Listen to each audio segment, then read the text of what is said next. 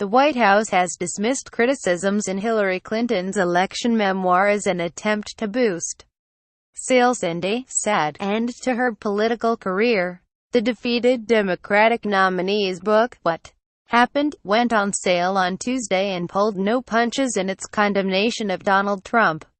Sarah Huckabee Sanders, the White House press secretary, said she was not sure if the president is going to read the book, adding, "I would think he's pretty well versed on what happened, and I think it's pretty clear to all of America." Hillary Clinton's new memoir compares Trump's War on Truth to Orwell's 1984. Read more. Clinton's book lambasts Trump for relentlessly stoking anger and resentment, waging a war on truth, and delivering an inaugural address that was a howl straight from the white nationalist gut. But at Tuesday's press briefing, Sanders hit back. "I think it's sad that after Hillary Clinton ran one of the most negative campaigns in history, and lost, and the last chapter of her public life is going to be now defined by propping up book sales with false and reckless attacks, and I think that's a sad way for her to continue in this form." The former First Lady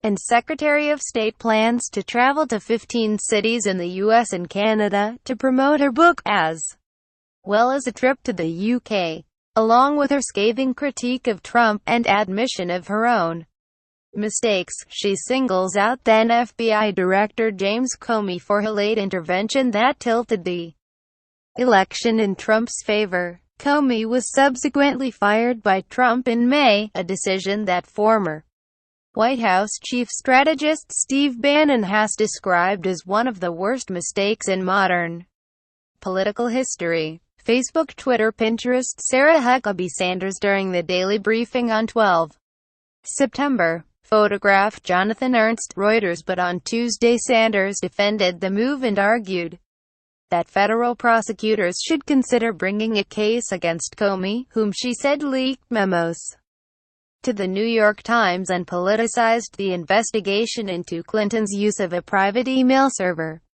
by signaling he would exonerate her before interviewing her or other key witnesses. CNN reported last week that Comey had drafted a statement clearing Comey while the investigation was still in progress, according to two Republican senators.